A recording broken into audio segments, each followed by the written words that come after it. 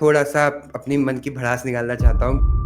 मैं और मेरी वाइफ़ तो भैया नहीं चाहते हैं बच्चा। हुँ। आप थेरेपी के बारे में क्या सोचते हो? कब से जब भी मैं आपका लाइव देखता हूँ ना, तो आप गुनगुनाते हो वो कुछ, वो राग है मतलब मेरे को बड़ा शॉक हुआ कि इसको कैसे पता है कि बचपन में मेरे साथ कुछ ऐसा तो नहीं हुआ है। इतना ज़्यादा हमने उसको कोशिश की कि लस्ट ही लस्ट रखा जाए, लेकिन lust is a part of love. I tell you with a precision कि यहाँ बारिश होगी कि नहीं होगी। हल्का-सा सत्य होता है किसी चीज़ को लेकर के और उसका एक्सट्रापोलेशन करके लोग उसके उस ब बना देते हैं कि नहीं, ये तो पता ही चल जाता है किसी किसी न किसी तरीके से। ये वाला और पार्ट हो गया कि बिजली कहाँ गिरेगी, नहीं पता लग सकता है। भूकंप कहाँ आएगा, नहीं भूकंप आएगा, वो नहीं पता लग सकता। आप ही खुद द्वंद में हैं। अभी आप ये कह लो कि हाँ, मैं हाँ, खुद हाँ। द्वंद में हूँ। पॉडकास्ट नहीं है दोस्तों, ये एक कन्वर्जेशन है विद मिस्टर अंकित वर्मा, जो कि इनका एक यूट्यूब चैनल है बायोशाला के नाम से और एक इंस्टाग्राम पेज भी है। और ये क्या करते हैं, जो साइंटिफिक टेम्परामेंट है उसको बिल्ड करने का काम करते हैं। ये साइंस कम्युनिकेटर हैं। बहुत सारे miss information regarding science, biology और भी बहुत सारी फील्ड में जो है इनको उसे ये डिबंक करने का काम करते हैं, जितनी भी मिस इन्फॉर्मेशन है। मेरी लाइफ में इनका बहुत बड़ा रोल है, बहुत बड़ा योगदान है। और बाकी क्या क्या है क्या नहीं है ये सब आपको इस पॉडकास्ट में सुनने को मिलेगा। जिसको मैं पॉडकास्ट तो बोल ही नहीं रहा हूँ, ये एक काइंड ऑफ थेरेपी है। Please watch. जी। तो हाय अंकित, कैसे हैं आप? बिल्कुल सही आशीष भाई, आप कैसे हैं? बहुत बेहतरीन। ये जो पॉडकास्ट हमारा होने वाला है, इसको मैंने 2-3 सेगमेंट में बाँटा हुआ है। पहले तो आपके बारे में थोड़ा बहुत जानकारी, आपके बारे में मैं कुछ क्वेश्चन्स आपसे पूछूँगा जो आपको ठीक बताने है। हैं। हुँ, फिर आपसे कुछ सजेशन और कुछ साइंटिफिक क्वेश्चन्स और लास्ट में मेरे अपने पर्सनल क्वेश्चन्स। ठीक ठीक है? क्वेश्चन करें तो मतलब कि कोशिश करें। जी, जी। और पॉडकास्ट स्टार्ट करने से पहले मैं थोड़ा-सा अपनी मन की भड़ास निकालना चाहता हूँ कि आपसे मैंने मुझे ल बहुत कुछ सीखा है अंकित। बहुत कुछ सीखा है आपसे मैंने, मतलब जब मैं सुबह उठ के खाना बनाता हूँ और या मॉर्निंग वॉक में जाता हूँ, तो मेरे ये जो श्रवण यंत्र हैं, इसमें जिन चुनिंदा लोगों की आवाज़ें गूंजती हैं, उनमें से आप एक हैं। और अगर मतलब एक लाइन में मैं बोलूँ तो आप मेरी लाइफ़ के मियामोतो मुसाशी हैं। तो ये जो है ठीक है, बड़ा बड़ा अजीब लगता है ऐसा कुछ सुनना बट ठीक है इसको नहीं, ये जल्दी से सरपास सच कर है, लेते हैं। सच है। हाँ, अब सीधे हम हुँ, मुद्दे पर आते थैंक हैं। यू। हुँ, और बचपन के बारे में, क्योंकि जो भी हम हैं अभी, तो हमारा बचपन हमारे ऊपर काफ़ी हद तक रहता है, जैसा हम अभी आज हैं। तो बचपन के बारे में मैं थोड़ा-सा आपसे पूछना चाहूँगा कि बचपन में कैसे थे आप? शर्मीले थे या ऐसे नहीं, नोटोरियस नहीं, से नहीं, थे या बहुत आउटस्पोकन, बहुत ओके, खेलने-कूदने वाला, चीज़ें खोने वाला और मैंने कोशिश की है कि अपने स्कूल टाइम को अपनी ज़िंदगी से निकाल दूँ। स्कूल के बाहर ज़िंदगी अच्छी थी, स्कूल में ज़िंदगी बड़ी बेकार थी। I never liked my school time जो रहा उसके बाद से मेरी ज़िंदगी बड़ी खुशहाल है और स्कूल टाइम में 10वीं तक एवरेज स्टूडेंट, 10वीं के बाद बिलो एवरेज स्टूडेंट, फिर कैसे लड़ते लुढ़कते पढ़ते 12वीं कर ली और फिर उसके बाद average student after 12th bachelor से जब चालू किया मामला। तो बचपन तो मैं जितना हो सके अपना भूल जाना चाहता हूँ क्योंकि उसमें कोई वैल्यू ऐड नहीं है। मेरी ज़िंदगी मेरे ख़्याल से मेरी ज़िंदगी 2010 से शुरू हुई है, जब मैंने दिल्ली यूनिवर्सिटी में कदम रखा। 2010 से पहले की ज़िंदगी को मैं कंसीडर भी नहीं करता हूँ। लेकिन ये अच्छी बात इसलिए है कि लाइफ़ क्या है ना, लाइफ़ में 2 ही तो काम होने, एक आधी लाइफ़ रहेगी अच्छी, आधी लाइफ़ रहेगी बुरी। जब आधी लाइफ़ शुरुआत में अच्छी गुज़र जाए और बाद में बुरी गुज़रे तो हम उसे नाकामयाबी का नाम दे देते हैं। और हुँ, आधी लाइफ शुरू में बेकार गुज़र जाए और आधी लाइफ अच्छी गुज़र जाए, तो हम उसको कामयाबी का नाम दे देते हैं। केवल और केवल देखा जाए तो उसका अंतर है, एक हुँ, टाइमिंग हुँ। का अंतर है। तो लेकिन मैं हमेशा वो पर्टिकुलर टाइम याद करके खुश होता रहता हूँ कि क्या बर्बाद लाइफ थी और 12th के बाद बहुत खूबसूरत लाइफ रही मेरी। तो कोई स्पेसिफिक अगर आपका सवाल हो तो मैं उस पे बता दूँगा, लेकिन बेसिक खाका तो यही है केवल। ओके। और मम्मी-पापा, माँ-बाप का रवैया, मतलब बहुत डाँटते थे मैं आप, मेरी ज़िंदगी में पिटे 2 हो आप? लॉटरियाँ हैं मतलब हाँ, वो हाँ, कह रहे हैं कि द अलग-अलग लोगों की अलग-अलग लॉटरीज़ होती हैं। किसी हाँ, को हाँ। जेनेटिक लॉटरी, कोई खूबसूरत निकल जाता है, किसी को बाल मिल जाते हैं, किसी को अच्छी फ़िज़िक मिल जाती है, किसी को अच्छे पेरेंट्स मिल जाते हैं, किसी को ये जेनेटिक लॉटरीज़, फ़िज़िकल एनवायरमेंटल लॉटरीज़ हैं। उसमें से 2 लॉटरियाँ मेरे पास मैं बहुत अच्छे से मानता हूँ। वन इज़ पेरेंटल लॉटरी एक है और एक जो है वो रिलेशनशिप लॉटरी। तो ये दोनों लॉटरी हैं, बाकी तो चल जाएगा काम आई गेस। कुछ चीज़ें होती हैं ना जो कि आपके उतने ज़्यादा वश में नहीं। अब पेरेंट्स अगर ठीक ना निकले, मतलब अब इंसान है ना वो भी, तो हो सकता है अगर ना निकले तो उसमें आप ज़्यादा कुछ कर नहीं पाओगे। तो आपके हाथ में जो चीज़ें हैं वो फिर भी आप उसमें बोल सकते हो कि इसमें मैं कर सकता हूँ, नहीं कर सकता हूँ।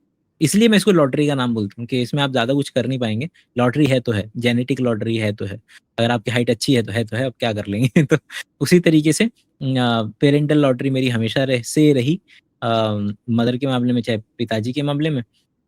और मालूम है कि पेरेंटल लॉटरी के अंदर में भी 2 पार्ट। पहला पार्ट ये कि एक्सप्लोर करने देना, मतलब एक्सप्लोर करने देना बच्चे को कि बचपन से। मुझे पता है कि मैं देख पाता हूँ, अभी मैं लौट के देखता हूँ ना, तो मैं देख पाता हूँ कि घर वालों का कभी इतना खतरनाक, जैसे वास होता है ना, वास, तो वास के अंदर में 2 डंडियां पड़ती हैं। तो हमारे घर पे ऐसे बगल में लोग काम करते थे, तो उन वो बिंदी का काम करते थे, इस तरीके की चीजें बनाते थे। तो वो दिखने में ऐसे लगती है ड्रम स्टिक्स थी। तो मम्मी ने दिला दी कैसे बजाया कर इसको। तो समझ रहे हो कि वो केवल और केवल ये सोच पाना कि चलो और चीजें भी करनी चाहिए। नाच के दिखाओ, चलो नाचो, खाओ, खेलो, कूदो, उस पर कोई पाबंदी नहीं थी। हाँ खेलो, बढ़िया से अच्छे से खेलो। तो लेकिन अभी क्या, मैं कुछ पेरेंट्स होते हैं बोलते नहीं नहीं पढ़ो, पढ़ने पे ध्यान दो, कहाँ खेल रहे हो, ये कर रहे हो, वो कर रहे हो। उतना भी खतरनाक अच्छा नहीं था कोई, मैं खतरनाक वाला 10वीं तक एवरेज, अबव एवरेज, और 10वीं के बाद बेकार, मतलब इंतहाई बेकार। जब मेरे नंबर अच्छे नहीं आए, तब जब एक्चुअल में पेरेंट्स को नहीं डांटना था, मैं क्या नाम है, तब उन्होंने बिल्कुल भी नहीं डांटा। जब जब एक्चुअल में उनको लग सकता था कि यार अभी डांटा तो प्रॉब्लम हो सकती है, केवल और केवल उसी उसी वक्त पे उन्होंने नहीं डांटा। डांटा वाटा बिल्कुल सही है, मतलब कि डांट चल चाहिए वो पर्टिकुलर चीज।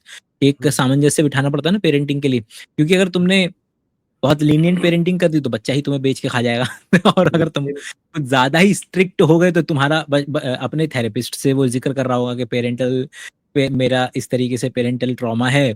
तो वो इतना अजीब, बगैर जाने बूझे इतना बढ़िया उन लोगों ने मैनेज कर दिया। तो मैं, एक स्टेटमेंट है जो मैं अपने पिताजी के लिए हमेशा बोलता हूँ, कि वो स्टेटमेंट ये है कि पिताजी ने कभी मारा नहीं मुझे, है ना, कभी नहीं मारा, हाथ नहीं लगाया, लेकिन मुझे कभी महसूस नहीं होने दिया कि मैं पिटा नहीं हूँ। अब ये करना कारीगरी है, ये इसको अचीव करना कारीगरी है।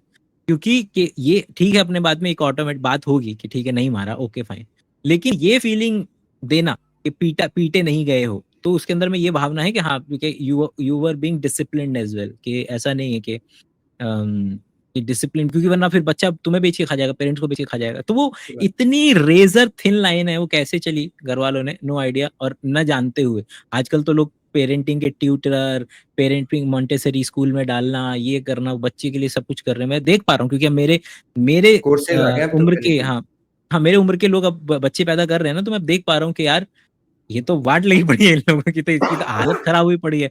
और कैसे कर रहे हैं ये, कैसे कर पा रहे हैं, नो आइडिया। तो यस।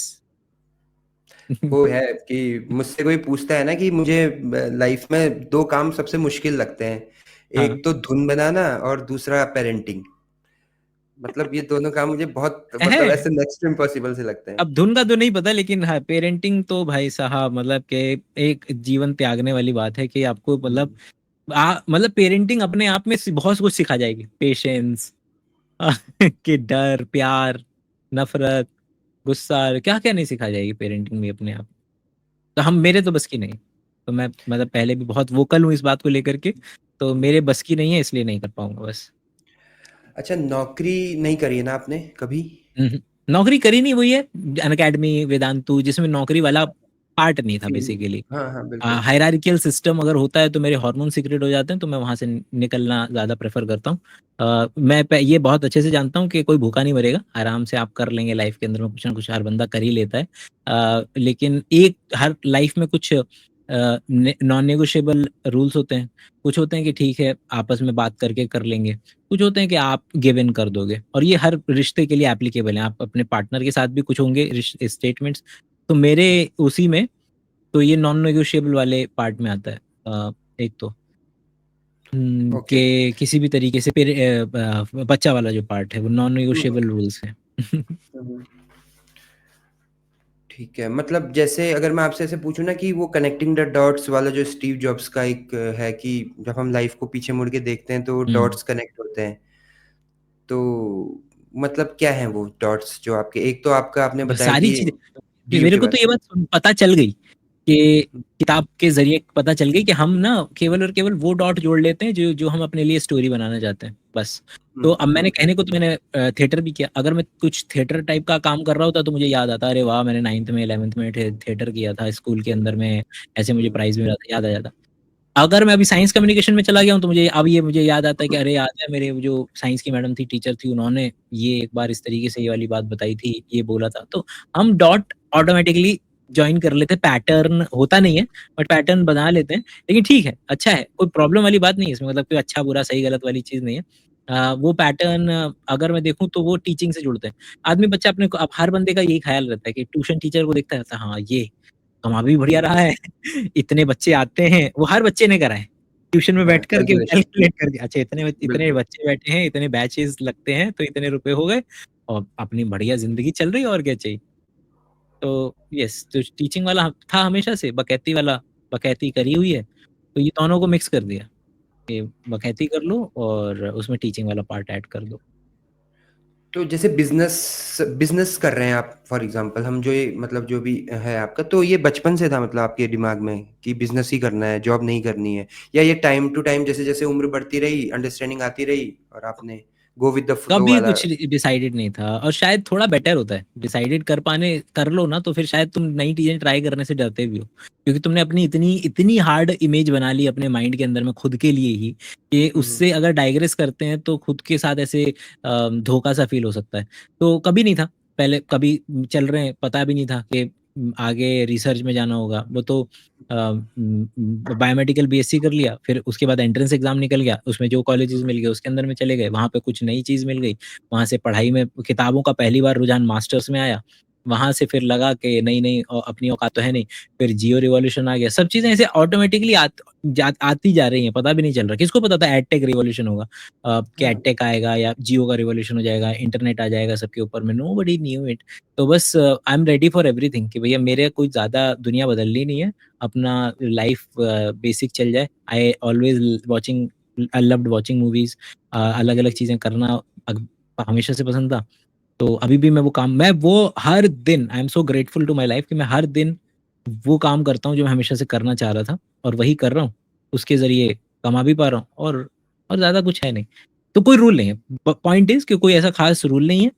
और मास्टर्स तक ये बात मुझे पता नहीं थी कि रूल नहीं होता है, मैं फॉलो भी नहीं कर रहा था। लेकिन मास्टर्स में ये बात पता भी चल गई कि कोई रूल नहीं होता है, तो कर लो, जो मर्ज़ी ट्राई करना है कर लो, और चल जाएगा। लेकिन गिवन जैसे कि लॉटरीज़ है, अब क्या है कि लॉटरी के अंदर में जो पेरेंटल लॉटरी है, उसके अंदर में हमारे पिताजी सेंट्रल गवर्नमेंट के एम्प्लॉई हैं। तो सेंट्रल गवर्नमेंट की वजह से अब तुमको कम से कम जो उनको हेल्थ से रिलेटेड चीज़ों की ज़रूरत पड़ेगी, वो सेंट्रल गवर्नमेंट से मिल जाएगी, है ना? लेकिन अगर कोई व्यक्ति है जिसके पिताजी नहीं है, तो उनको मेक श्योर करना पड़ेगा कि मुझे अपने हेल्थ मम्मी-पापा के इंश्योरेंस। हेल्थ वाला जो पोर्शन है, उसके लिए मुझे इतने पैसे चाहिए होंगे। और इस तरीके से तो वो भी देख, तो मैं एन्जॉय कर पा रहा हूँ इसलिए कि कि मेरे पास वो सारी चीज़ें नहीं हैं। मैं लिबर्टी है बेसिकली, ये मेरी अय्याशी है। बाकी ऑप्शन है, चॉइस चॉइस में अगर मुझे मिल रही है तो मेरे पास ऑप्शन है, तब मैं वो चूज़ कर रहा हूँ। ज़्यादातर लोगों के पास ये चॉइस है नहीं असल में। उनको ल मैं मतलब मेरी मुँह से कभी ऐसा नहीं निकलता है कि अरे तुम भी करो ना ऐसा। नहीं कर सकते भाई, सब लोग सब लोगों के बंधन हैं, और कुछ चाहे हुए बंधन है, कुछ ना चाहे हुए बंधन है। तो यस। अब जैसे कुछ कोट हैं आपके जो मैंने, मिथ। मतलब एक कोट का तो, मतलब कोट इन द सेंस कि आपको भी कहीं से मिले होंगे, हाँ, बस, लेकिन बस, उसका बस, बस, एक बस, बस, एक बस। एक्सपीरियंस तो मैं आपको बताना चाहूंगा। जैसे कभी होता है ना भैया कि एकदम से आपको, आप वो चीज रोज सुनते हो, लेकिन एकदम से आपको वो पता लगता है, तो एकदम आपके हुँ, वो तोते उड़ जाते हैं वो। हुँ। जब मैं एक दिन रात को उस सोया था, ईयरफोन लगाए थे, मैं आपको एक इंसिडेंट बता रहा हूँ अपना। ठीक। तो गजल चल रही थी एक, वो मेहदी हसन साहब की, रंजिश ही सही दिल ही दुखाने के लिए, आप फिर से मुझे छोड़ के जाने के लिए। और वो शायद मैंने उसमें लाइव आपका लाइव मैंने करके, तो उसको मैंने वॉच लेटर में डाला था, तो वो गजल के नीचे वो लगी हुई थी। तो वो गजल खत्म हुई होगी, मैं तो सो गया रात को, और रात को तकरीबन 2 बजे या 2:30 बजे वो आपका लाइव चल रहा था, और वो अच्छा। अचानक से मेरी नींद खुली, और वो आपकी जो एकदम लाइन आई वो कि गुस्से में इंसान अंधा हो जाता है, लेकिन हुँ, गुस्सा कभी अंधा नहीं होता। तो हुँ, भाई हुँ। भैया, मतलब मैं क्या बताऊं, वो लाइन ऐसे एकदम, वो ऐसा नहीं मैंने आपसे पहले नहीं सुनी थी, वो लाइन सुनी थी, लेकिन वो कभी कभी होता है ना कि एकदम सिचुएशन हुँ, में, एकदम आधी नींद में आप वो लाइन सुन के एकदम से उसका मेरी लाइफ में बहुत फ़र्क पड़ा। ऐसा नहीं कि मेरा गुस्सा बिल्कुल मैं साधु हो गया, मुझे गुस्सा नहीं आता है, ऐसा नहीं है। लेकिन जब मुझे गुस्सा आता है मेरे को लगता है कि हाँ, मेरे को ये मुझे गुस्सा आ रहा है और हुँ, वही जैसे मैं जो सरिता है मेरी वाइफ़ है, उसको जब मैंने एक चीज़ नोटिस करी कि जब मैं उससे कुछ मानता हूँ ना, हमारी बहस तभी शुरू होती है। जिस दिन मैं सोचता हूँ कि यार ये एक लड़की है, ये मेरी दोस्त है, हम लोग रह रहे हैं। हुँ, तो हुँ। मतलब वो रहता है कि लड़ाई नहीं होती है उसमें। तो ये चीज़ आपका जो अगर आप थोड़ा-सा इसको और इलैबोरेट करें ऑडियंस के लिए कि जो आपका कोट है कि गुस्सा कभी अंधा नहीं होता, लेकिन गुस्से में इंसान गुस्सा क्या था वो? गुस्सा गुस्से में लिखा भी है हाँ, गुस्से अरे में मेरी इंसान नहीं है, अंधा हो मतलब जाता कोई है, भी लाइन मेरी नहीं लेकिन है, लेकिन गुस्सा हाँ, मैं कभी अंधा नहीं होता। इलैबोरेट ज़रूर कर देता हूँ कि जी, it is a power game, कि हमको लगता है कि हमको गुस्सा आ रहा है और लोग अक्सर दलील दे देते हैं, अरे अपने प्यार वाले पे गुस्सा नहीं करेंगे तो किस पे गुस्सा करेंगे। तो उसके अंदर से ये लाइन निकली थी कि भई कि आदमी गुस्से में अंधा हो जाता होगा, लेकिन गुस्सा कभी अंधा नहीं होता है। गुस्से को मालूम है कि वो कहाँ हो सकता है और कहाँ नहीं हो सकता है। और उसका एग्ज़ाम्पल हमेशा देता हूँ कि मैं कि भई बाइक पे आप जा रहे हैं, पुलिस वाले ने आपकी बाइक की चाबी निकाल ली, हाँ, आप कभी उस पे सही बात चिल्लाएँगे है। नहीं। घर पे जाए आप जितना मर्ज़ी आप उद्दंड बालक हों, जितने मर्ज़ी आप माँ-बाप पे चिल्ला जाते हो और माँ-बाप पे हम ख़ास करके घरों के अंदर में बहुत आसानी से दादी पे, नानी पे या उन पे चिल्ला जाते हैं।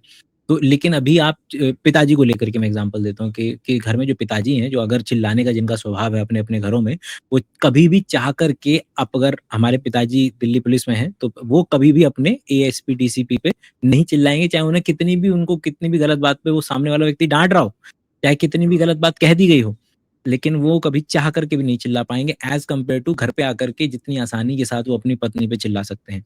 तो उससे ये पता चलता है कि यार ये तो अगर गुस्सा असली होता, अगर गुस्सा अंधाई होता, तो क्या नाम है तो किसी वो पे भी आ तो जाता है, देखता ही नहीं। हाँ, वो तो देखता ही नहीं, वो तो पत्नी भी नहीं देखता और डीसीपी भी नहीं देखता।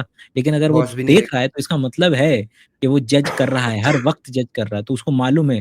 तो असल में गुस्सा है नहीं कुछ, सब कुछ पावर गेम है। आपको लगता है अगर आप किसी पे चिल्ला सकते हैं, उसके कॉन्सिक्वेंसेज़ आपको नहीं होंगे, तो आप चिल्ला जाएँगे। और अगर आपको लगता है कि यहाँ के कॉन्सिक्वेंसेज़ ऐसे हो सकते हैं कि जो मैं नहीं झेल पाऊँगा, तो वहाँ आप बड़े कितने भी बड़ा आपको गुस्सा आता हो, वहाँ आप चुपचाप बैठे होंगे, आपके अभी कलेजे पे यहाँ पर कोई कट्टा तान दे, बहुत जितना बड़ा आपका कलेजा हो, आप चुपचाप बैठ जाएँगे, बोलेंगे कि बेंच पे भाई खत्म होने करता दो सामान। एक और आप ये कोट है love is always one sided, lust is an integral part of love. ये मतलब एक साथ है या 2 अलग-अलग हैं? मतलब नहीं, एक ही 2 बात है? अलग-अलग मा क्या क्या फ़र्क पड़ता है? ओके। एक साथ मानो, हाँ, हाँ, अलग-अलग वही। मानो। दोनों हुँ, हैं, ठीक है। कि एक तो ये पार्ट है कि love is always one sided, ये मीरा और तुकाराम और वो वाले उस वाले से आइडिया आया था कि मेरा सेंट्रल आइडिया था कि दुःख नहीं होना चाहिए। भाई लोगों को क्या लगता है, लोग ना बाद में जब जब लोगों को सो कॉल्ड धोखा मिल जाता है या जब लोगों को सो कॉल्ड सेपरेशन मिल जाता है, तब लोग रोते रहते हैं कि यार मैंने तो इतना किया था, मुझे क्यों नहीं मिला? जो रोने वाली भावना बोले, और ये दुःख काहे नहीं खत्म होता है रे? तो वो इससे मुझे बड़ा प्रॉब्लम थी कि ये कैसे खत्म होगा? तो ये इसका एंकर है कि ये स्टेट, ये इसको मैंने रेट्रोस्पेक्टिव कैलकुलेट किया, ऑब्वियसली मेरा नहीं है और ये भी और भी लोगों का है। तो रेट्रोस्पेक्टिव कैसे कैलकुलेट किया, तो वो वाला गाना इस पे बहुत फिट बैठता है तो अलग से, मगर ये गाना उस पे फिट बैठता है हमेशा से कि अपने मन की मैं जानूँ और पी के मन की राम, के सांसों की माला पे सिमरू परसों में के पी का नाम। तो मीरा का जो आइडिया है लव का, कि भैया हम तुमसे माँग ही नहीं रहे, तुम हमको पलट के देखो, ना देखो, हमारे साथ रहो, ना रहो, हमको रिवर्स में प्यार करो, ना करो, भैया हम कर रहे हैं। जिस तरीके, और इसको बच्चे की फॉर्म में भी बताता हूँ कि माँ-बाप जब अपने बच्चे को प्यार करते हैं, तो वो हमेशा वो है ही वन साइडेड ना, वो क्या टू साइडेड है? क्योंकि बच्चा तो हाथ मारता है, पाँव मारता है, मतलब कि तुमको पीटने की कोशिश करता है, खाने की कोशिश करता है, बाल नोचने की कोशिश करता है। तो तुमको और प्यार आ जाता है शायद थोड़ा बहुत हुँ, हुँ। कि क्या कर रहा है देखो। और जब बच्चा चिल्ला के बोलता है कि मम्मी तुम मुझसे प्यार नहीं करती, तो बच्चे को नहीं पता ना कि मम्मी उसके लिए क्या कर सकती है, तो बच्ची माँ क्या करेगी? माँ तो बस अपने उसमें संवेदनशीलता में हल्का-सा मुस्कुराहट बच्चे को दे देती है और फिर से खाना खिलाने लगती है उसे, है ना? तो वो सेम चीज़ इसके अंदर में है कि अगर हर्ट नहीं होना है, तो उसमें जो बात इनडायरेक्टली फ़ील हो रही है मुझे, वो ये थी कि भई it is always one sided, सामने वाला कर जाए आपसे गुड, लेकिन अब कई लोगों ने इसको और भी अलग-अलग तरीके से बताया, जैसे कि हाँ, एक्सपेक्टेशन का भी एक हम वो दे सकते हैं कि ओवर एक्सपेक्टेशन बहुत मतलब ना करें। सेम बहुत आइडिया सारी है, चीज़ें हैं। अलग-अलग लोग, क्योंकि जो भी प्यूरिटी की तरफ गए, जो भी लोग, जिन्होंने प्यूरिटी के साथ ये काम किया, वो उन लोगों ने अलग-अलग तरीके से इसको पेश कर दिया। चाहे तो ये वाला आइडिया पेश कर दिया कि कि जी हाँ, फलाँ की शादी हो रही है मेरे, मैं तो उससे प्यार करता था, रो रहे हैं। तो वो बोलता है कि तुमको तो इससे बहुत खुश होना चाहिए कि तुमने जिसे प्यार किया उसको अपना प्यार मिल गया। तो इससे ज़्यादा पराकाष्ठा क्या होगी तुम्हारे खुश होने के लिए? इससे ज़्यादा बेहतरीन इस और कब खुश होगे तुम अपनी ज़िंदगी में? क्योंकि अगर तुम जिससे प्यार करते थे उसको अगर सब कुछ मिल गया अपने जीवन में जो वो चाहता था, तब तो इ तब तो तुम्हें बहुत खुश होना चाहिए ना? तो तुम फिर काहे रो रहे हो? फिर तो ट्रांज़ैक्शनल वाला है, उसमें कोई गलत बात नहीं है। पहली बात तो ये 99% अगर ट्रांज़ैक्शनल वाले हैं हमारे समाज के अंदर में तो उसमें कोई प्रॉब्लम नहीं है। बस वो we have to make sure कि हमको पता हो कि हाँ, ये ट्रांज़ैक्शनल वाले हैं। क्या हम मैं कुछ वैल्यू ऐड कर रहा हूँ, आप कुछ वैल्यू ऐड कर रहे हैं। बाकी हाँ, व्यक्ति सीख भी सकता है, चाह भी सकता है, बता भी सकता है अपने आप को कि ठीक है, ये व्यक्ति है जिसके लिए मैं वन साइडेड होना चाहूँगा। फिर धीरे-धीरे, धीरे-धीरे शायद आप हो भी जाएँ एक दिन। तो सही। यस। और वो जो दूसरी वाली लाइन क्या थी? Love is lust one is an sided. Lust is हाँ, एन वो तो इंटीग्रल है, वो पार्ट तो ऑफ फैक्ट है। वो हमने इतना ज़्यादा उसको टैबू फेंक बना दिया दिया इन उठा टॉपिक। कर के इतना ज़्यादा हमने उसको कोशिश की कि लस्ट ही लस्ट रखा जाए, लेकिन lust is a part of love. और क्योंकि वही टच अगर आप जिसको चाहते हो उसका होता है, तो वो इतना प्यारा लगता है। केवल और केवल रादर देन और अगर आप जिसको नहीं चाहते हो, तो आप ऐसे हाथ झटका देते हो, हाथ हटा ले। तो वो पार्ट है, वो तो लाइफ उसका पार्ट है हमारे, चाहे उसको अगर अंदर घुसोगे ज़्यादा तो उसमें फिर वो डोप हॉर्मोन्स वगैरह लेकर के आ सकते हो चाहो तो आप। लेकिन वो उसका पार्ट है, वो उसका बहुत, बहुत, बहुत खूबसूरत और इंटीग्रल पार्ट है, उसको एक्सेप्ट करना चाहिए। एक्सेप्ट करेंगे, तो वो लव की ही जो हाइट है वो और ज़्यादा ऊपर पहुँचेगी रादर देन नीचे आएगी। एक्सेप्ट कर पाना आप 2 तरीके से नंगे होना पड़ता है। एक फिज़िकली और एक मेंटली, विचारों में भी नंगे होना पड़ता है। सही आप बात है। प्यार के साथ में और विचारों में नंगे हो जाओ और फिज़िकली तो हो ही जाते हैं लोग। विचारों में नहीं हो पाते। बल्कि ज़्यादा इम्पोर्टेंट है कि विचारों में हो जाओ। हाँ, थोड़ा-सा नेक्स्ट सेगमेंट में बात करते हैं हम। साइंस से रिलेटेड, मतलब एग्ज़ैक्टली साइंस से रिलेटेड नहीं, मतलब ऐसे कुछ मेरे ही मन में क्वेश्चंस थे। एक तो ये होम्योपैथी को लेके, हुँ, जो हुँ। आपका एकदम सीधे कटाक्ष बोले या सीधे टू द पॉइंट आप बात करते हैं। एक तो मेरे को आपका ना टू द पॉइंट बात करना बड़ा वो पसंद आता है कि एक तो आप हम्बल भी हैं, प्लस टू द पॉइंट भी बात करते हैं, तो वो बहुत बेहतरीन पिटने भाई कॉम्बिनेशन देखो, है। पिटने से अगर डरोगे तो हम्बल हो ही जाओगे, ठीक है? अच्छा, होम्योपैथी में अब मेरा तो अपना मतलब मुझे लगता है भैया कि जैसे हुँ, मेरे को हुँ। ना अर्टिकेरिया है। 10 अच्छा। साल से मुझे पानी से एलर्जी है, ठंडी पानी से, एसी के हवा से। तो मैंने काफ़ी अपना इलाज करा, आयुर्वेदा भी कराया है, होम्योपैथी भी कराया है, एलोपैथी भी कराया है। अभी मुझे एक डॉक्टर मिली हैं रिसेंटली, जिन्होंने मुझे टू द पॉइंट क्लियर बात बोली है कि देखो भाई ऐसा है, ये अर्टिकेरिया लाइलाज बीमारी है, ठीक नहीं होती है। और उन्होंने टेस्ट वगैरह भी किए मेरे, और मेरे को हुँ, कोलिनर्जिक अर्टिकेरिया है, पानी से है तो। तो उन्होंने बोला कि आपको लाइफ टाइम ये कुछ मेडिसिन लेनी है, इसका हम कम मिनिमाइज़ कर सकते हैं इसको, लेकिन आप एकदम बंद करोगे लेना तो वो रिपरकशंस आपके आएँगे। होम्योपैथी में भी मैंने ट्रीटमेंट कराया, तो मुझे मतलब होम्योपैथी का पर्सनली ये लगता है कि वो आपको इतना ज़्यादा आपसे बातें करते हैं ना, तो आप वो थोड़ा वैसे हील हो जाते हो उससे। मतलब वो मेडिसिन का मुझे इतना नहीं, फ़र्क नहीं लगता, तो उसके पीछे आपको मतलब आपकी टोटली क्या एग्री। थॉट है? पहले तो ये वाला थॉट डिस्कस कर लेते हैं जो हमने पहले डिस्कस नहीं किया है कि एक्चुअल में कमी थी मॉडर्न मेडिसिन के अंदर में। हुँ, हुँ। मॉडर्न मेडिसिन के अंदर में जब डॉक्टर को सिखाया जाता था तो पेशेंट से किस तरीके से बात करनी है, कम्युनिकेशन कैसा होना चाहिए, वो सब नहीं सिखाया जाता था। 2019 में एमबीबीएस के जो नए सिलेबसेस में चेंजेस आए हैं उसके अंदर में उन्होंने एटकॉम, attitude, ethics and okay. Communication, इस पर्टिकुलर पार्ट को जोड़ा है कि किस तरीके से आप न्यूज़ ब्रेक करेंगे, किस तरीके से आप इज़्ज़तदार तरीके से किसी पेशेंट से बात करेंगे, हुँ, आपके एथिक्स क्या होंगे, आपका एटीट्यूड क्या होगा एक पेशेंट की तरफ। तो हुँ, हुँ, क्योंकि नो डाउट ये एक उसका इंटीग्रल पार्ट है कि पेशेंट केवल और केवल दवाइयों तो हैं, लेकिन हुँ, उसका एक जो हम जानते हैं कि पूरा का पूरा एक साइकोलॉजिकल दुनिया भी एग्ज़िस्ट करती है, कि आपने उससे बात किस तरीके से की है, ट्रीट किस तरीके से किया। इंडिया के लोगों को तो हमने ऐसे कंडीशन कर दिया है ऑलमोस्ट कि जब तक डॉक्टर जल्दी से आए, 2 सेकंड में फालतू बात करे और थोड़ा-सा डरा करके बात हाँ, करे बिल्कुल और कि वो भाग बहुत जाए अच्छा जल्दी से, डॉक्टर है। हाँ, वो वो बहुत अच्छा बहुत बढ़िया डॉक्टर है। डॉक्टर हाँ, बहुत बड़ा सही डॉक्टर, बात है, बड़े सही बात है। डॉक्टर्स। और बड़े जो जो डॉक्टर। हम्बली बात करे, उसका मतलब ये इसमें कुछ गड़बड़ है, डॉक्टर अच्छा ये नहीं है। गड़बड़ है, गड़बड़ भी है, हाँ, और ये अभी बड़ा डॉक्टर नहीं बना है। आप बड़े बिल्कुल, डॉक्टर को बिल्कुल। भेजिएगा। मतलब मैंने होते टोटली हुए देखा एग्री है ये। करता हूँ। ये हाँ, मैंने हाँ, होते हुए बिल्कुल। देखा है कि वो बिल्कुल डॉक्टर सही बात। बढ़िया बात कर रहा है, इतने प्यार से, तमीज से। तो जो थी उस पे क्या नाम है अपने, तो उन्होंने ही पूछ लिया बड़े डॉक्टर कब आएंगे। तो कि तो ये this is how we have condition, कि पूरी की पूरी जनरेशन कंडीशनड है इस पर्टिकुलर चीज को लेकर के। तो ये नई चीज जुड़ी है। होपफुली अगली खेप जब आएगी, अच्छी है। जिनको हम सो कॉल्ड जेनजी डॉक्टर्स कहते हैं, 2019 हुँ। के बाद से, तो होपफुली वो लोग अब कंपैरेटिवली उनके पास ज्यादा इक्विप्ड वर्जन्स होंगे कि सिचुएशंस को किस तरीके से हैंडल किया जाता है और किस तरीके से बात वगैरह की जाती है। इंडिया के अंदर में per unit time, per unit exposure to doctor भी मॉडर्न मेडिसिन के जो डॉक्टर्स हैं उनके साथ बहुत कम है। बाहर 20-20 minute average time, 20 minute is average, मतलब कि आप 1 घंटा भी हो सकता है डॉक्टर के साथ बैठे हो, क्योंकि वहां पर आधा पैसा आप सरकार दे रही है, आधा पैसा डॉक्टर दे रहा है, इंश्योरेंस से आ रहा है, तो उसके और उनको अलाउड ही होता है कि इतने दिन में इतने पूरे दिन में इतने ही पेशेंट्स देख सकते हैं, इससे ज्यादा नहीं देख सकते, क्योंकि माहौल बिगड़ जाएगा। इंडिया में आप जानते हैं कि आपके 2 मिनट का वो चलता है, क्या हो रहा है, क्या हो रहा है, तो वो 2 मिनट का टाइम दे पाना भी इतना संभव नहीं होता है। लेकिन अब जो है प्रॉब्लम से एड्रेस करना पड़ेगा उनको। तो इसमें मुझे आ, कभी-कभी हाँ, बोलिए, हाँ बोलिए। Please please. नहीं, इसमें भी मैं ये कभी कह कभी रहा आप कह। था, हाँ, मुझे इसमें कभी-कभी ये लगता है ना कि कभी-कभार ना डॉक्टर को टू टू द पॉइंट बता भी देना चाहिए।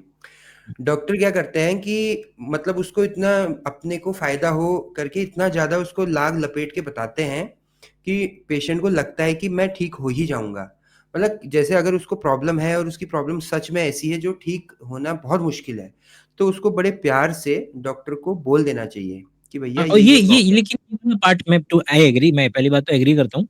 लेकिन दूसरा, this will be so personal to the doctor, कि डॉक्टर पेशेंट को हैंडल किस तरीके से कर रहा है, और उसमें यूनानिमिटी लाना बड़ा मुश्किल हो जाएगा, क्योंकि सॉफ्ट स्किल का पार्ट है। तो हम लोग जो डिस्कशन कर रहे थे डॉक्टर वो कर रहे थे डॉक्टर के इस तरीके से होम्योपैथी के अंदर में वो वाला पार्ट, कि जिसके अंदर में वो लोग तवज्जो से आपकी बात सुन पाते हैं और आपको अलग अलग चीजें सजेस्ट कर पाते हैं। इसका इसका अभी मैं हाल फिलहाल में अपना लेक्चर जब डिजाइन कर रहा था, एक तो मैं एक चीज देख रहा था कि किस तरीके से जब लोगों को आप ज्यादा समय दे पाते हैं, तो वो भी पर्टिकुलर टाइम उनको लगता है कि उनको उनको कोई सुन रहा है, which is it it self is an integral part, कि लोगों का आधा तो सुनते ही नहीं है लोग। तो सुन पा रहे हैं तो उनको आधा प्लेसिबो वाला जो पार्ट है वो अच्छे से काम कर पाता है, बस इतना। मतलब है वो, मतलब प्लेसिबो ही है। बहुत लोगों को ना उससे बहुत लोग बोलते हैं कि मुझे फ़ायदा हुआ, या मतलब मेरा पर्सनली एक्सपीरियंस तो नहीं है। हाँ, लेकिन मतलब कि ठीक है ना, प्लेसिबो भी तो मतलब वो हमको बहुत ज्यादा स्पेसिफिकली नहीं पता है, लेकिन हमको पता है ना कि किस तरीके से, कि लाल कलर के कप में अगर आप कोई चीज पीते हैं तो वो कंपैरेटिवली उसके मीठे लगने की संभावना ज्यादा होती है। ऐसा नहीं है कि प्लेसिबो कोई ऐसी चिड़िया है जिसके बारे में हमें कुछ भी नहीं पता है। दे हुँ, हुँ। आर दोज साइकोलॉजिकल ट्रिक्स जिसके बेसिस पर हम खुद अपने शरीर को बता सकते हैं कि डायरेक्टली तो नहीं बता सकते बोल करके, but if you are feeling good और आपको लग रहा है कि हाँ आई एम फीलिंग गुड, तो बॉडी ऑल्सो रेजोनेट। क्योंकि हुँ, हुँ। इतना तक है कि ये लोग अपने ब्रेन को इतना तक ट्रेन कर सकते हैं कि एक हाथ का टेम्परेचर ऊपर और एक हाथ का टेम्परेचर नीचे लेकर के आ सकते हैं। तो हमारे पास है इस तरीके की क्षमताएं, लेकिन वो हम कंसिडर नहीं कर सकते, क्योंकि जब हम रिसर्च करते हैं तो हम पॉपुलेशन के लेवल पे एवरेज इंडिविजुअल जिसके पास कुछ नहीं है उसको लेकर के ट्रीट करते हैं, कि केवल और केवल ड्रग का कितना पार्ट है, कि ड्रग कितना काम कर सकती है। उसके अंदर में जो बाकी वेरिएबल्स हैं उसको हम खत्म करने की कोशिश करेंगे, कि ड्रग बताओ कि ड्रग काम कर रही है कि नहीं कर रही है। हुँ।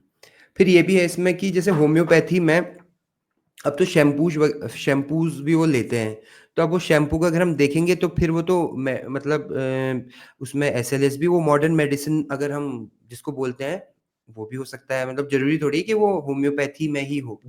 मतलब होम्योपैथी तो आपका वो जो व्हाइट कलर की गोली में जो लिक्विड डालते हैं, वो लिक्विड है होम्योपैथी, जिसको आप डाइल्यूट करते हैं डॉक्टर्स। ठीक है, मतलब आई एम प्रिटी श्योर के लोग अलग अलग तरीके की चीजें लेकर के आ रहे होंगे, बट याद रखें कि एक ही व्यक्ति था जिसने कैनमन साहब, कैनमन बोल रहा हूँ, डेनियल कैनमन से कैनमन याद रह जाता है मुझे,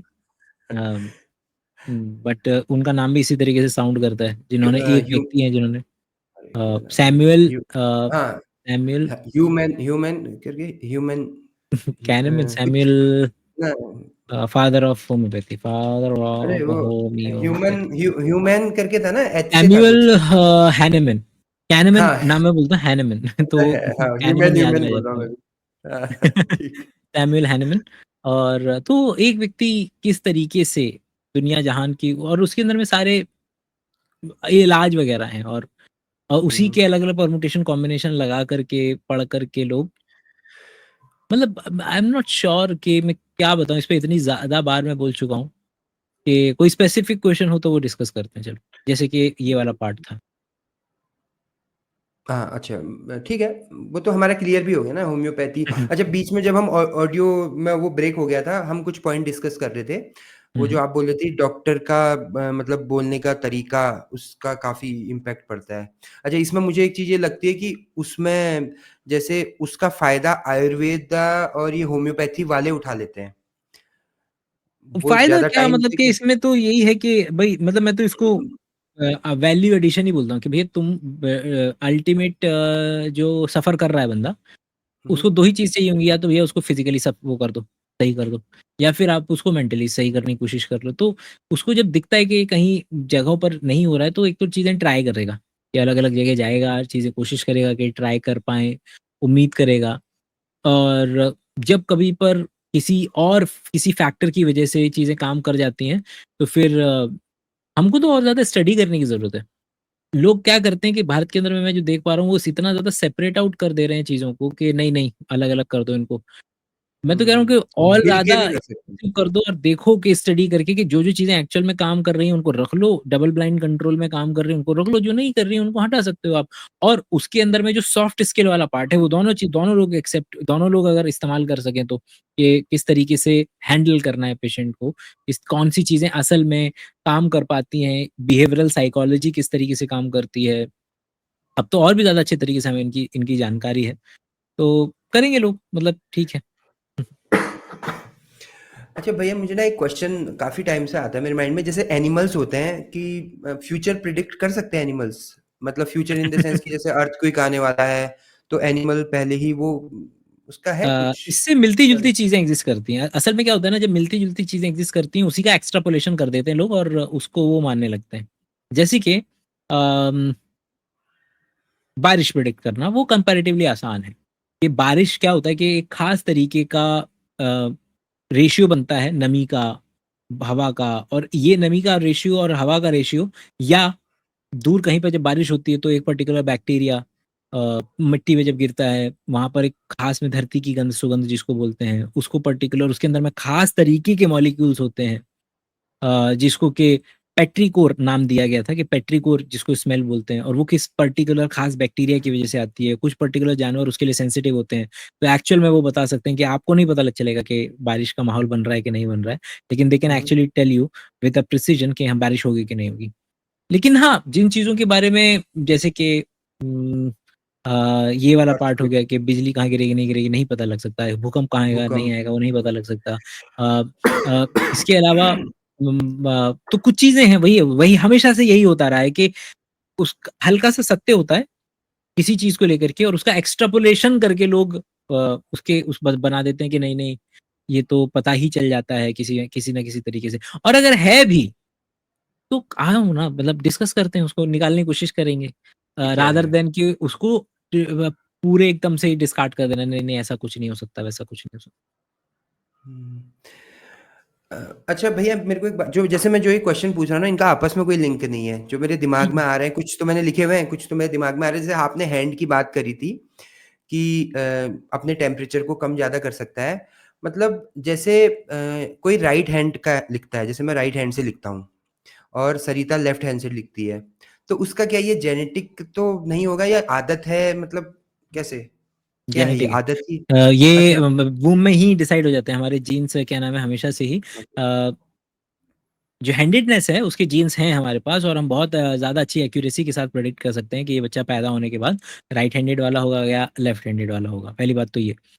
क्योंकि हम देख पा रहे हैं कि कोई भी देश क्यों ना हो, वहाँ पर लगभग 90% लोग राइट हैंडेड होते हैं और 10% लोग लेफ्ट हैंडेड होते हैं।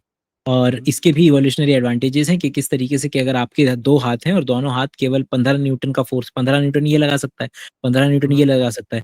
एक अगला दूसरा इसका पैरेलल सिनेरियो क्या बन सकता है कि एक व्यक्ति ने एक हाथ पे कुछ ज़्यादा ट्रेनिंग मिली है और ये हुँ, 20 न्यूटन का फ़ोर्स लगा सकता है, ये 10 न्यूटन का फ़ोर्स लगा सकता है।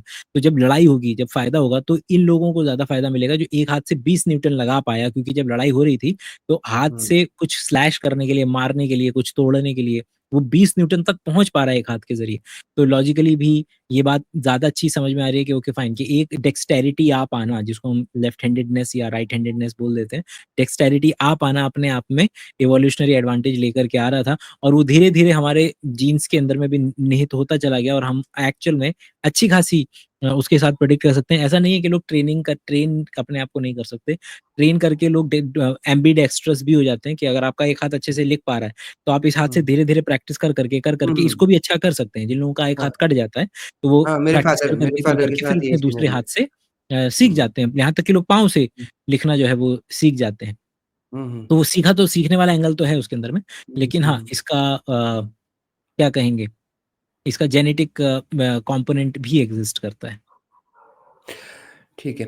अच्छा जैसे ना अगर हम जेनेटिक ले लें एक तरफ, दूसरी तरफ ले लें हम जो एनवायरनमेंट है, तो ज़्यादा क्या है मतलब हावी होगा? हर इसका बार, कोई हर है केस इंडिपेंडेंट केस है। जेनेटिक? हाइट लेंगे तो उसके अंदर में नंबर ऑफ जीन्स ज़्यादा हैं, वो मैटर करेगा। केवल और हुँ, केवल लेंगे कि मेरे विडोज़ पीक बन रही है, मेरी टंग हुँ, रोल हो रही है कि नहीं हो रही है, मेरा ईयर लोब है, ये एक जीन है केवल और केवल, इसमें तो हुँ, 100% हो गया। किसी को हुँ, सिकल सेल एनीमिया है कि नहीं है, थैलेसीमिया है कि नहीं है, एक जीन पे एक डीएनए का म्यूटेशन है, उससे हम बता सकते हैं कि हाँ, इसको तो थैलेसीमिया है, गारंटी हो गई होगा हुँ, क्योंकि इसके हुँ, ये रिसेसिव है ये बंदा इसके लिए, तो रिसेसिव है हुँ, तो इसको तो होना ही होना है सिकल सेल हुँ, एनीमिया। तो क्या हुँ, अब मैं यहाँ से कहाँ जाऊँगा धीरे-धीरे आगे की तरफ जाऊँगा। मुझे पता चल हुँ, गया कि इतनी तगड़ी फिज़िकल सिम्पटम्स एक्ज़िस्ट करते हैं, जो हुँ, डीएनए पे क्रोमोसोम नंबर 12 पे ऊपर से नीचे क्यू आर्म पे सी अगर टी में चेंज हो जाए तो ये आ जाएगा, ये हो जाएगा। इतना भी सटीक होता है जेनेट के किसी-किसी केस में और वहाँ से करते फिर हम हाइट वाले पे आएँगे कि जहाँ पर हुँ, 100-200 जीन्स हैं जो जो डिसाइड करते हैं कि अल्टीमेटली आपकी हाइट क्या होगी। उसमें थोड़ा-सा एनवायरमेंटल फैक्टर भी आ जाता है कि आपको खाने के लिए सब अच्छा तरीके का न्यूट्रिशन मिला कि नहीं मिला। अगर नहीं मिला तो हाइट कम रह जाएगी। चाहे जीन जीन में आपके पोटेंशियल था 6 फुट की हाइट का लेकिन आपको न्यूट्रिशन नहीं मिलेगा तो आपका 5-6 तक ही हाइट रह जाएगी। तो एनवायरमेंटल थोड़ा आ गया। फिर हम उससे हुँ, और आगे बढ़ते हैं कि उसके अंदर में कि आप अपने लाइफ के अंदर में डरोगे क्या स्टॉक मार्केट में पैसा लगाओगे कि नहीं लगाओगे? अब इसके अंदर में जीन्स और कम हो जाएँगे और एनवायरनमेंट कि आपके घर के अंदर में किस तरीके का माहौल था। पिताजी ने स्टॉक मार्केट में पैसा लगाया था, सब पूरा खानदान रोड पे आ गया था, तो अब आप शायद हुँ, स्टॉक मार्केट में पैसा लगाने से डरेंगे। तो क्या दिख हुँ, रहा है? स्पेक्ट्रम दिख रहा है कि उसमें एक जीन के एक न्यूक्लियोटाइड के चेंज से लेकर के नेग्लिजिबल जीन का असर और मोस्टली एनवायरमेंटल का असर, ये सारे परम्यूटेशन कॉम्बिनेशन इस तरीके से एग्ज़िस्ट करते हैं। और हमने बोला ये बायोलॉजी के अंदर में एक लाइन जो है वो ब्रह्म ज्ञान की तरह है कि genotype plus environmental factor is phenotype तो जो दिख हुँ, रहा है वो 2 ही चीज़ों पे तो मोटा-माटी डिपेंड कर रहा है, जीन सही और बात। आपका एनवायरनमेंट। हुँ, घुमा-फिरा करके बस यही है। हुँ, हुँ, हुँ, हुँ, सही बात है। तो अब मैं अपने कुछ क्वेश्चन वैसे तो मैं अभी अपने ही क्वेश्चन पूछ रहा हूँ आपसे। एक तो मेरे माइंड में भैया एक कब से जब भी मैं आपका लाइव देखता हूँ ना, तो आप गुनगुनाते हो वो कुछ, वो राग है मतलब क्या राग नहीं है गुनगुनाते तो हो एक आप? ये है वो जो पापा उनका नहीं है? सुंदर राग अच्छा, वो। ओके, वो है वो। पापा एक पापा उनका है और क्या हाँ, मिल हाँ, जाएगा? हम तुम ये वो हम मोह-मोह तुम के कितने धागे हाँ, मोह तो मोह के राग धागे अमन हो का गया, ठीक है। है और एक ये वाला है कि हम तुम कितने पास हैं, कितने दूर हैं चाँद सितारे उसके बारे में। हाँ, कितने हाँ, हाँ, हाँ, हाँ, हाँ। पास हैं और अब मैं किसको बता रहा हूँ मतलब जो लोग भी नहीं जानते आई डोंट नो आपने अभी तक वो दुनिया के सामने रखा है कि नहीं रखा है कि आप तो इतना बेहतरीन गज़ल गायक हैं बेसिकली। नहीं, तो तो वो तो आपने अभी पता नहीं मुझे कि नहीं, अभी आप दुनिया के सामने आप आना चाह रहे हैं कि नहीं आना चाह रहे हैं। लेकिन जो भी लोग इसको सुन रहे हैं उन लोगों को पता चल जाए कि भाई बहुत बेहतरीन गाते हैं। नहीं मतलब ठीक थोड़ा बहुत मेरे को ऐसा लगता है कि मैं गाता बहुत अच्छा नहीं हूँ लेकिन हारमोनियम में ठीक-ठाक बजा लेता हूँ। हुँ। वो भी नहीं ठीक है तो जेनेटिक है क्योंकि डिपेंड्स फादर अपॉन ना किससे बजाते बात हो रही है, तो हमसे बात हो रही है तो हमारे लिए तो बहुत अच्छे गायक हैं। अब हो सकता है किसी प्रोफ़ेशनल के सामने आप चले जाते होंगे तो आपको लगता होगा नहीं अभी उतना सीखना बाकी है। लेकिन हम तो अपने हाँ, नज़रिए से बता सकते हैं। हाँ, तो अच्छा एक ये क्वेश्चन मेरा है कि जैसे आप ना जो आपकी मेरी पहली बात हुई थी स्टार्टिंग में, तो हुँ, हुँ। आपने वो फेल अर्ली वाला कांसेप्ट दिया था कि जितनी जल्दी फेल हो सके उतने फेल हो जाओ। मुझे हाँ, इसमें एक दोबारा से क्वेश्चन है मैंने कि नहीं दिया है, लेकिन ठीक है। मैं हाँ, हर बार इसको बताता चलता हूँ कि कोई भी मेरा नहीं है। ठीक है, लेकिन हाँ, प्लीज़ कंटिन्यू। तो इसमें मतलब किस पॉइंट पे हमें वो पता लगे कि अब हम फेल हो चुके हैं और हमें उसको स्टॉप करके नेक्स्ट में हो जाना चाहिए? शुरुआत जब आप करेंगे तो उसी में आप डिसाइड कर सकते हैं ना। इतना सिंपल रख लेंगे कि हाँ 4 महीने के बाद 1 लाख रुपए आना चाहिए इससे, नहीं आया, 60,000 आ गया तो अब आप इसको बोल देंगे कि नहीं ठीक है, 1 लाख नहीं अचीव हो पाया, लेकिन इतना बुरा भी नहीं चल रहा है, चलो 6 महीने हुँ, इसको 2 महीने का और टाइम दे देते हैं। अगर 10,000 आ गया, बोला कि नहीं, नहीं दूसरा करना है मेरे को, इतना इतना मार्जिन नहीं है मेरे पास कि मैं इसमें इतना वो कर सकूँ। कर तो सको। डिपेंडिंग अपॉन सिचुएशन को इसके लिए वो नहीं बनाया जा सकता। बट हाँ, मैं हमेशा कोशिश ये करता हूँ कि उसको वो कर दूँ। मैं अभी बहुत आसानी के साथ ऑफ़लाइन इंस्टीट्यूट्स वगैरह में पढ़ा सकता हूँ। लेकिन वहाँ पर हुँ, जो चक्का घूमता है, वो साल का घूमता है। किसी बच्चे को पढ़ाने का है, अगर कोई पर्टिकुलर पूरा का पूरा बैच आया, तो अब अगली बार ही अगले साल ही आप कुछ नया ट्राई कर पाओगे। मैं बिल्कुल भी वो चाह कर के भी नहीं कर सकता। मुझे चक्के चाहिए महीने वाले, हफ्ते वाले, हुँ, कि हफ्ते के हुँ, अंदर में आपने हफ्तों के अंदर में चीज़ें ट्राई की, पता चला कि ठीक है, चल रही है, आप उसपे डबल डाउन कर लो। लेकिन चक्के अगर लंबे होते चले जाएँगे तो वही है, समय बहुत ज़्यादा खिंच जाता है उन चीज़ों के अंदर में। हुँ। अभी जैसे हमारा ये 50-50 वाला जो चल रहा हुँ, है वेंचर, उसमें हमारे 4 वीडियो आ चुके हैं। अभी उसके बारे बिल्कुल। में क्या सोचा आपने कि एक में मतलब व्यूज़ के हिसाब से तो 2 में तो व्यूज़ तो 11 बिल्कुल सही हैं आपके, बिल्कुल हाँ, बहुत बेहतरीन जा रहे हैं उसमें तो। 2 10-10, में 14-14 11 हज़ार उसके अंदर में शॉर्ट्स के अंदर में व्यूज़ गए हैं। आपको तो बस ये पता चल गया ना कि जनता एक्सेप्ट करने के लिए तैयार है, देखने के लिए तैयार है।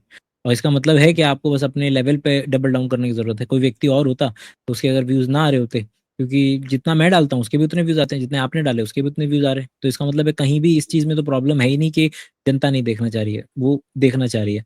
अब आपको देखना है कि आप कितना जल्दी उन तक और बढ़िया तरीके से पहुँच सकते हैं।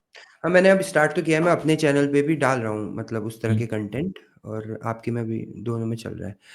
अच्छा एक जो मेरा हाँ, इससे पहले आप थेरेपी के बारे में क्या सोचते हो भैया? कि थेरेपी जैसे जो ये थेरेपीज़ होती है ना, क्योंकि मुझे अभी जैसे मतलब मैंने ली है एक बार थेरेपी पहले, हुँ, अभी हुँ। बीच में मेरी सिस्टर का थोड़ा डिप्रेशन वाला फ़ेज़ चला था, तो उस दौरान वो थेरेपी ले रही थी तो मुझे लगा मैं भी थोड़ा क्यूरियस हुआ कि मैं भी ले लेता हूँ थेरेपी। तो उसने ठीक। मुझे कुछ चीज़ें बताई कि मेरे को बड़ा शॉक हुआ कि इसको कैसे पता है कि बचपन में मेरे साथ कुछ ऐसा तो नहीं हुआ है। तो हुँ। मतलब आपको क्या लगता है थेरेपी कैसे देखते हैं आप? पहली बात तो ये कि इतना ज़्यादा शॉक ना होइए क्योंकि हम सबका जीवन एक सा ही है। कोई ज़्यादा अलग नहीं है, हाँ, भारत के पेरेंट्स कोई ज़्यादा ऐसे एक पेरेंट तराखों पे बिठा रहे हैं और एक पेरेंट मार ले रहे हैं, ऐसा कुछ नहीं। मतलब ऑलमोस्ट एवरेज लेवल पे पेरेंटिंग एक पर्टिकुलर जनरेशन की लगभग-लगभग सेम सी हो जाती है और अगर थेरेपी वाले पे जा रहा है तो और नैरो डाउन हो गया है वो बात। अपने और वो व्यक्ति एक्सपीरियंस ले रहा है तो और ज़्यादा नैरो डाउन हो गई है ये बात। तो ठीक है, मतलब मैं नहीं कह रहा हूँ कि इतना ज़्यादा अचंभित होने की ज़रूरत नहीं है। इट्स अ गुड थिंग कि हम पैटर्न फाइंड आउट कर पा रहे हैं। अल्टीमेट वो पैटर्न फाइंड आउट करने की कोशिश कर रहे हैं। साइंस के नज़रिए से मैं देखूँ तो वो थोड़ा-सा सूडो साइंस की डायरेक्शन में जाता है। इसलिए नहीं कि वो कुछ गलत काम कर रहे हैं, इसलिए कि उसके अंदर में जो टैंजिबल प्रॉब्लम्स होती हैं, वो कंपैरेटिवली थोड़ा-सा कम होती हैं। टैंजिबल प्रॉब्लम्स मतलब जिसको कार्ल पॉपर वाली हाइपोथेसिस वाले बोलते हैं कि उसको मना करना बड़ा मतलब कि कोई ऐसी चीज़ जिसमें आप किसी चीज़ को मना कर पाओ या हुँ, रिफ्यूट जिसको बोलते हैं ना रिफ्यूटेशन हाइपोथेसिस कि जिसमें आप हुँ, रिफ्यूट कर पाओ जल्दी से, वो असल साइंस के ज़्यादा करीब है एज़ कम्पेयर टू जिसमें आप रिफ्यूट ना कर पाओ। लेकिन अब जैसे कि का सिगमंड फ्रॉइड ने बोला कि भई आप जो है वो जो उसमें इडिपस कॉम्प्लेक्स या फिर ये जो इस तरीके के कॉम्प्लेक्सेस होते हैं कि फलाँ व्यक्ति से आप सेक्सुअली अट्रैक्टेड है अपने घर अपने ही खानदान के, तो हुँ, और इसलिए आप ये पर्टिकुलर टैंट्रम शो कर रहे हैं। आपने जैसे ये बात उसको बताई क्या नाम है सिगमंड फ्रॉइड को, तो सिगमंड फ्रॉइड ने जैसे ही आपको ये बात बताई, तो आप और ज़्यादा चिल्लाने लगे, "अरे! ऐसे कैसे बोल रहे हो? क्या बहुत बकवास कर रहे हो?" बोला, "देखा? हुँ, तुम हुँ, चिल्ला रहे हुँ, हो ये बात प्रूव हो गई। तो हुँ, तो कार्ल पॉपर बड़ा ही ओके, उनको थपेड़े मारते हैं सिगमंड फ्रॉइड वगैरह को कि उनका जो साइंस का साइंटिफिक नहीं है बहुत ज़्यादा वो, क्योंकि उसमें रेफुटेशंस वगैरह नहीं होती हैं, आसानी से आप चेक नहीं कर सकते। कि आप फटाफट से गए आप चेक कर लो कि हाँ, ये बात सही है कि नहीं है। इसलिए साइंस के अंदर में वो हाइपोथेसिस बनाना ज़्यादा अच्छा है, क्योंकि उसको तुरंत आप डिस्प्रूव करो कि किसी भी चीज़ को जल्दी से आप डिस्प्रूव करते हो तो आप आगे बढ़ सकते हो। कि हाँ ठीक है, ये मैंने डिस्प्रूव कर दिया, rather than proving go for disprove वाली कि हाँ ये तो नहीं है, एटलीस्ट कोई और चीज, कोई और कारण होगा, लेकिन हुँ, एटलीस्ट हुँ। ये तो नहीं है। तो इस लिहाज से थेरेपी या साइकोलॉजिस्ट जो है वो पॉपेरियन हाइपोथेसिस या पॉपेरियन आइडिया इसके अंदर में उतना अच्छा काम, उतना अच्छा प्रेजेंट वो नहीं कर पाते हैं, लेकिन अगर किसी व्यक्ति को हेल्प कर पा रहा है, भाई वो बात करना ही तो है कि आपको अल्टीमेटली आपको क्या मिल जाए। आप किसी बड़े भाई से बात करते हैं, आपको मेंटल क्लैरिटी मिल गई, या फिर आप किसी हुँ, थेरेपिस्ट के पास गए, उसके ज़रिए आपको मेंटल क्लैरिटी मिल गई। तो आप चाह क्या रहे थे? आप वो साइंटिस्ट हो जो जज करना चाहता है कि थेरेपी काम करती है कि नहीं करती है, अलग रूट लेना पड़ेगा। उसके अंदर में हुँ, फिर आपको पॉपेरियन ये सब चीज़ें लेकर के आनी पड़ेंगी। हुँ, दूसरा हुँ, कि आप अपना पर्सनल लेवल पे देखो कि भैया ये मैं जिस तरीके से किसी भी व्यक्ति से बात करने पे मुझे कुछ पॉइंट्स मिल जाते हैं जो कि अपनी लाइफ में इस्तेमाल करके मैं अपनी वो जो प्रॉब्लम चल रही थी उससे निजात पा सकता हूँ। ओके फाइन, तो क्या प्रॉब्लम है उसके अंदर में? तो इट्स ओके। तो क्या थेरेपी काम करती है? काम कर सकती है, लेकिन is it pure scientific in its nature? No. No, okay, ठीक है। अब लास्ट क्वेश्चन है मेरा, ये थोड़ा-सा लंबा क्वेश्चन है, मतलब इसमें एक एंटी नेटलिज़्म के नेटलिस्ट के बारे में मुझे क्वेश्चन पूछना है। मेरा अपना पर्सनल, अभी मेरी शादी को 2 साल हो गए हैं। हुँ, मैं और मेरी वाइफ़ तो भैया नहीं चाहते हैं बच्चा। हुँ, दूसरा ये है ना कि मैं ज़िम्मेदारी से लेने से बहुत डरता हूँ, क्लियर कट अगर हुँ, बोलूँ। मुझे नहीं हुँ, कि मेरा बच्चा, क्योंकि मैं ओवरथिंक कर रहा हूँ इस डायरेक्शन में अभी, क्योंकि प्रेशर तो आ रहा है। मतलब प्रेशर वो ऐसा नहीं है कि मेरे को प्रेशर लेना है, लेकिन फिर ये है कि मेरी वाइफ़, मुझे लगता है कि सरिता के ऊपर बात ना आ जाए। हुँ, अ, हुँ। अच्छा, इसमें ये मुझे लगता है कि जैसे बच्चा स्कूल जाए, स्कूल से घर आए, अच्छा, वो एक 1 अलग सेकंड बस, टेंशन। प्रेशर वाले को लेकर के मैं बात क्लियर कर देता हूँ। प्रेशर को लेकर ओके। के जो जिस स्टेटमेंट ने मुझे हेल्प की है, जो कि हमारी गर्लफ्रेंड ने दी है हमको लाइन, वो पहले ही बोल चुका हूँ कि वो ये अगर आपके सेंट्रल आइडिया बन जाए, और वो भी हुँ, यही लाइन है कि कोई भी आपसे कह सकता है, करा नहीं करवा नहीं सकता। सकता। हुँ, तो बिल्कुल। अब जब आप कह रहे हैं ना कि प्रेशर आ रहा है, तो प्रेशर हुँ, जैसी कोई चीज़ आ ही नहीं सकती, वो आप ही खुद द्वंद में हैं। अभी आप ये कह लो कि हाँ, मैं हाँ, खुद हाँ, द्वंद में हूँ। रादर बिल्कुल। देन, क्योंकि जब आप कहते हैं ना कि किसी का प्रेशर आ रहा है, तो उसके अंदर में हम अपने को कम कम करते जा रहे हैं कि मेरी इसमें वो नहीं है, मेरी पकड़ ही नहीं है इस पर्टिकुलर बात पे। क्योंकि डिसीज़न आपको लेना है। आप ही हैं जिसने पैदा करना है, आप ही हैं जिसने पालना है, आप ही हैं जिसने बेसिकली इस बात को मंथन करके डिसाइड करना है। तो आप ये कह लो कि मैं ही द्वंद में हूँ और हम लोग ही अभी द्वंद में हैं, रादर देन प्रेशर। प्रेशर शब्द हुँ, आते ही वेरिएबल मैं बढ़ दूसरे पे जाते डाल हैं, रहा हूँ और चीज़। मैं हुँ, दूसरे पे आ जा रही है बात कि उसकी वजह से तो हुँ, नहीं हो पा रहा है कहीं। तो हुँ, अगर हुँ, ये आपका सेंट्रल पार्ट बन गया ये स्टेटमेंट, क्या हुँ, हुँ, मैं कि डिसाइड मैं किसी करूँगा से क कोई हाँ, हुँ, के कोई व्यक्ति मेरे से कह सकता है, करवा नहीं करवा नहीं सकता, और सकता। Which is a fact. एक व्यक्ति कह हुँ, ही हुँ, तो सकता है, करवा थोड़ी सकता है। तो वो जब आपका अब जब आपका क्या बन जाएगा, आपका रियलाइज़ेशन बन जाएगा, तब आप दूसरे तरीके से सोच पाओगे। और इसकी ऐसा नहीं है कि पॉज़िटिव साइड्स नहीं है। तो आप को देखना पड़ेगा कि अब आप क्या है कि शायद अलग नहीं, जगह पे रह रहे हैं। कहाँ पर? अलग घर में रह रहे हैं, एरिया। जहाँ पर हाँ, हाँ, केवल आप दोनों ही होंगे शायद, है ना? तो बिल्कुल, बिल्कुल, बिल्कुल, हम दोनों ही। ऐसी जगह पर इंसान को दिनचर्या बना लेना भी, सब लोगों को ब्रह्मज्ञानी थोड़ी बनना है, मतलब मुझे तो नहीं बनना है। तो हुँ, हुँ, ज़िंदगी में एक चक्का जो मुझे घूम भी नहीं जाता है ना बनना। कि हाँ, हुँ, मैंने तो या तो कोई और व्यक्ति ला कर के तुमको किसी में बाँध देगा, ढर्रे हुँ, में बाँध देगा, या फिर तुम हुँ, खुद डिसाइड कर सकते हो कि मैं अपनी ज़िंदगी को इस चक्रव्यूह में बाँध लेता हूँ, कि या तो दूसरा चक्रव्यूह डिसाइड कर ले तुम्हारे लिए, या तुम खुद हुँ, अपना चक्रव्यूह डिसाइड कर लो। तो हो सकता हुँ, है कि ये चक्रव्यूह अगर आप खुद डिसाइड करना चाहें कि नहीं, मैं अपनी एक ज़िंदगी क्रिएट करना चाहता हूँ, एक लाइफ़ क्रिएट करना चाहता हूँ, जिसके अंदर में, क्योंकि अभी आप देखेंगे कि जैसे-जैसे लोग आपके कलीग होंगे, वो अपनी-अपनी ज़िंदगियों में घुल जाएँगे, और वो बच्चों के मिलेंगे ना आपस में, तो केवल बच्चों की बातें होंगी, कि मेरे बच्चे हाँ, ने ये होती कर है, दिया, उसका होती है, होती ये है। हो गया, उसका वहाँ तो हो मैं गया। रिलेट वो कर सकता हूँ। आपको लगेगा कि यार ये इनके अंदर, मतलब कि मैं फिट नहीं हो पा रहा हूँ क्या? और कहीं गलती से खुद से मैं अगर किसी भी तरीके की समस्या, क्योंकि अभी आप द्वंदात्मक स्थिति में हैं, इसलिए बिल्कुल। आपके लिए बड़ा ज़रूरी है कि दोनों को कंसिडर किया जाए, कि उसके पॉज़िटिव्स क्या हैं और उसके नेगेटिव्स क्या हैं। तो थैंक यू सो मच भैया, आपने मुझे, मतलब बहुत बढ़िया रहा कि मेरी थेरेपी हो गई। Thank you so much. ठीक है, तो मैं यूपीआई भेज दूँगा, तो हमारा जो आर्ली चार्ज होता है वो आप दे बिल्कुल, बिल्कुल, देना। बिल्कुल। ठीक है, thank you so much. Thank you भैया।